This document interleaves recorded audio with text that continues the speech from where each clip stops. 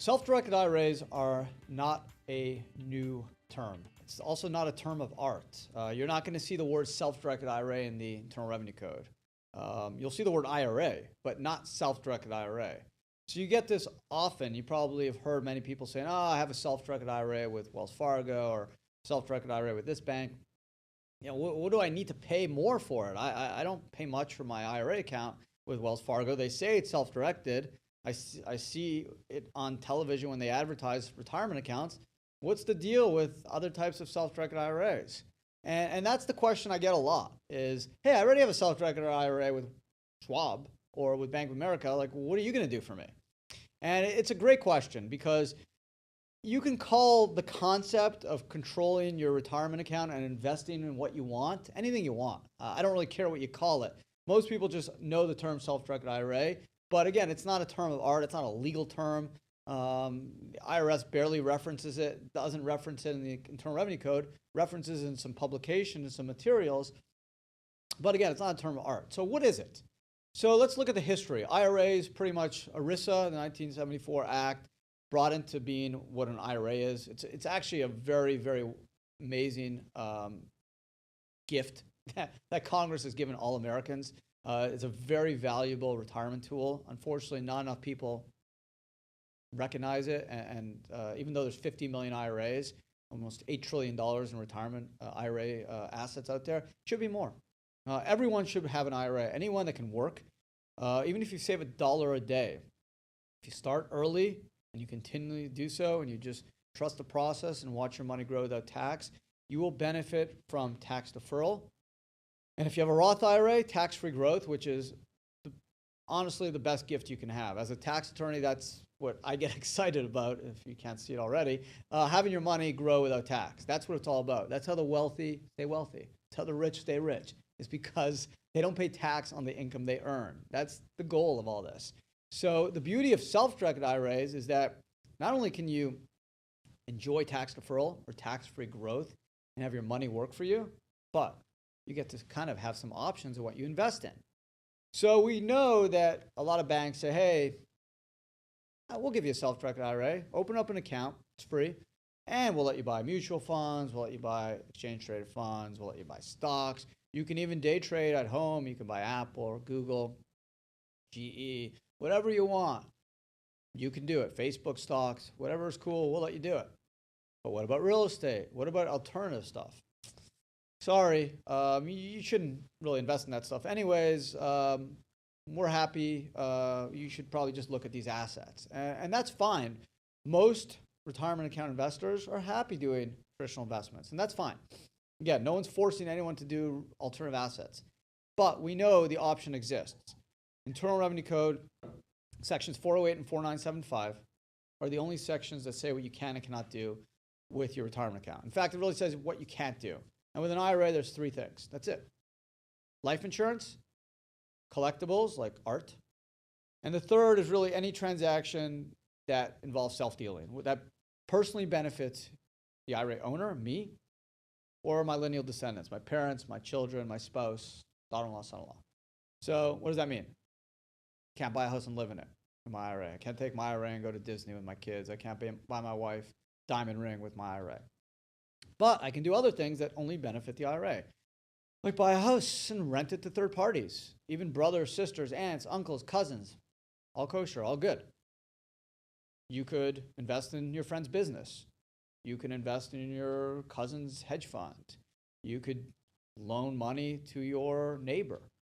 You can buy cryptocurrencies. You can buy gold. There's a lot you can do as a way to better diversify your retirement portfolio. Maybe the traditional institutions where you have your self-directed IRA aren't super excited about you knowing that because, again, they don't make money when you take your IRA out of their institution and buy real estate. They make money when you buy their products. That's their business model. That's how they generate their wealth and their income and growth is by selling you products, stocks, mutual funds, ETFs, and the like. So they're not going to educate you about the options of doing alternative assets. And for those who want the option of doing something else with their retirement account, the options exist. And they've existed since 1970s. This isn't something new. It's not like something I created yesterday or 5 years ago or that was created 20 years ago. This has always been there. It just never been something that has been as mainstream as it is today. A number of reasons. Real estate now clearly is more mainstream than it was 30 years ago. I always give the example. When I was in school, a class of 100 kids, there's one or two dads who did real estate, whether there was a developer or a real estate agent. Now, half my kids' class, the parents are somewhat involved in real estate. It's just becoming more mainstream, whether it's just it's holding, flipping, commercial, residential, domestic, foreign, whether it's liens, hard money loans, real estate broker, title insurance. It's just so much of a more robust industry than it was 30 years ago.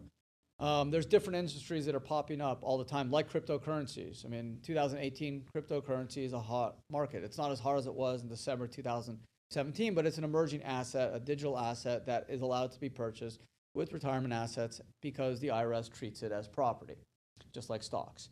So there are alternative assets. Alternative assets now, even money managers. I have friends that work at Goldman Sachs and Merrill Lynch and major financial institutions in New York, and they'll tell you, hey, it's okay to diversify. You don't need to put all your money in stocks or mutual funds. There's nothing wrong with buying real estate or different assets. Now, again, I'm just a lawyer. I'm not telling anyone what to do with their money. I simply don't care, actually. I want everyone to be successful and earn a lot of money in their retirement account in a tax-deferred or tax-free account, but I'm not making money if you buy stocks or real estate or tax liens or precious metals or hard money loans. I don't care. As long as it's legal and you want to do it and you're comfortable with it, I understand. I'm all good with it. But you need to know the different ways you can go about doing it. Now, for some of you, you may say, you know what? I'm happy doing traditional investments. Wells Fargo, Schwab, Vanguard works for me, and that's fine. That's great. You should do what you feel comfortable with. That's the name of the game. But for anyone else who wants to do alternative assets, there's really two ways of doing it. There's something called the custodian-controlled self-directed IRA and the checkbook control. Again, these are not terms you're going to see in the tax code, terms that I've actually used. I'm sure other people have used it as well. It's not a term of art. It doesn't have any other meaning than what I'm telling you it means.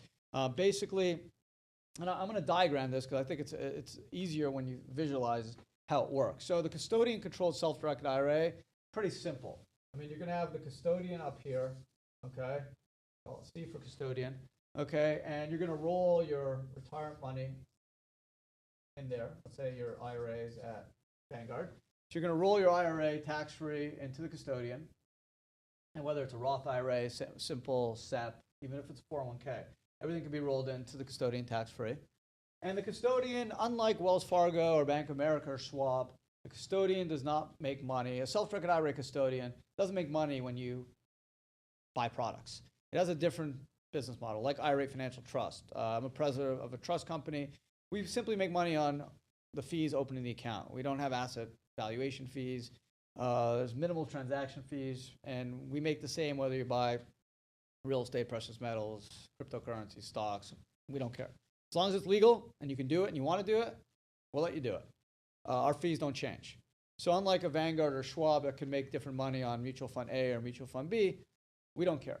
So how does it work? It's very simple. You roll your money tax-free into the custodian, and then the custodian simply sends the money to the real estate investment, and that's it. All the income and gains from the real estate investment will flow back to the custodian. Custodian is owned by the IRA, and IRAs don't pay tax. So it's very clean. The one thing is anytime you need something done with respect to the real estate investment, let's say you got to pay Joe the plumber or Betty the electrician, you got to go through the custodian. So you're going to have to get checks written. Could take some time. There are fees to cut the check or the wire, or if you need more funds going to the real estate deal or anything that needs to be done, pay taxes, you need to do it through the custodian. Okay, so there is some money and there is time. Those are some of the issues you got to think about. Okay, so the custodian control works great if you don't have a lot of transactions. There's hold up, whether this is real estate or like a hedge fund, and it's like a 5-year hold period or 2-year, or you're buying land. Works really nicely. Okay, the fees are pretty minimal, and you don't need the custodian to do much because it's kind of a very passive investment like a piece of land. But let's say you want to do something that's a little bit more active, okay? Let's say you want to do some flipping, or you want to buy cryptos, or anything that you need to be a little bit more involved in. There's something called checkbook control. And this really started to become popular in the 90s. There's a case, Swanson v. Commissioner. It's really the first case that said that, yes, you can set up a newly established LLC, have it owned by a retirement account, or an entity, have it owned by a retirement account, and you can manage it as a IRA holder, me. So I can set up my own LLC.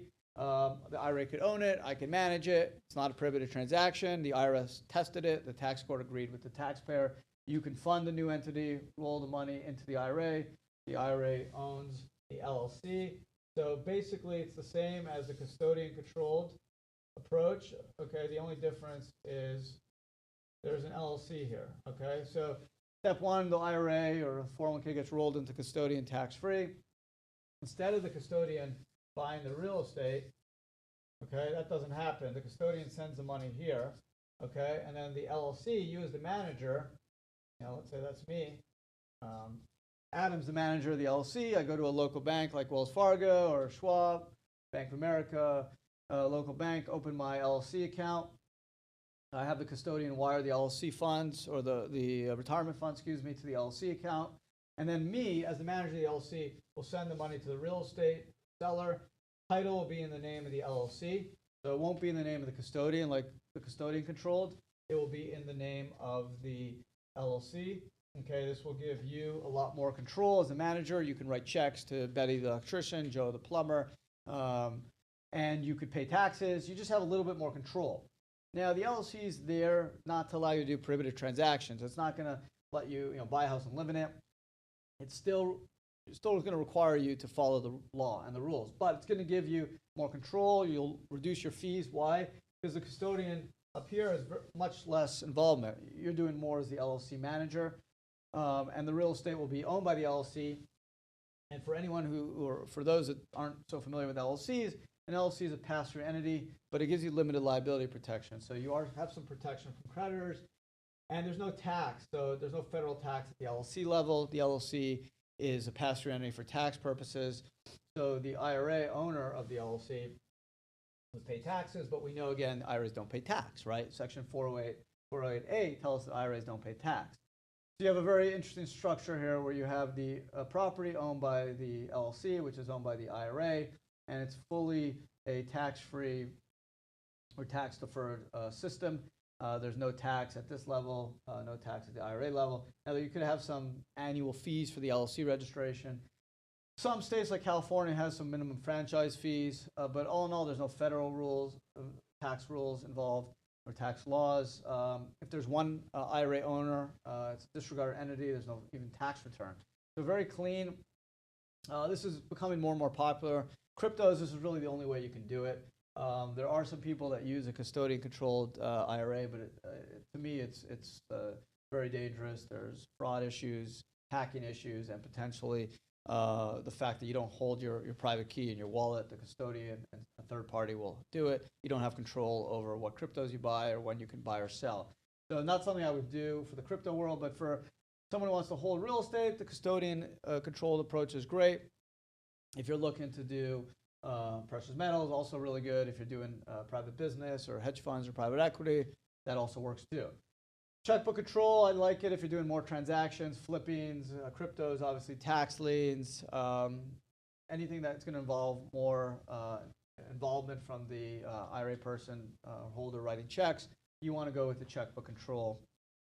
We know there's after Swanson, there's been an IRS field service advisory opinion. There's been multiple case laws that will have solidified the premise that an IRA could be wholly owned that an LLC, could be wholly owned by an IRA, managed by the IRA holder, and without triggering a prohibited transaction. So this is something, again, that's been around for many years.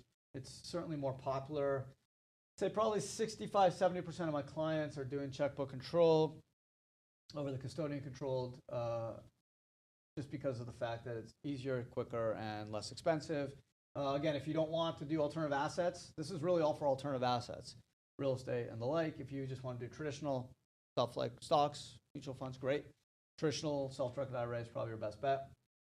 No need to spend any additional money on the custodian, self-directed IRA custodian approach, whether it's checkbook or not. So all in all, those are the three ways to use a self-directed IRA, or three types of self-directed IRA. Again, it's not a term of art. You can call it anything you want. You can call it control IRA, individual IRA. It doesn't matter. You're not going to find it in the tax code. But you have basically three options if you want to do alternative assets. And the two main ones are the custodian controlled and checkbook control. And they each have different advantages and disadvantages.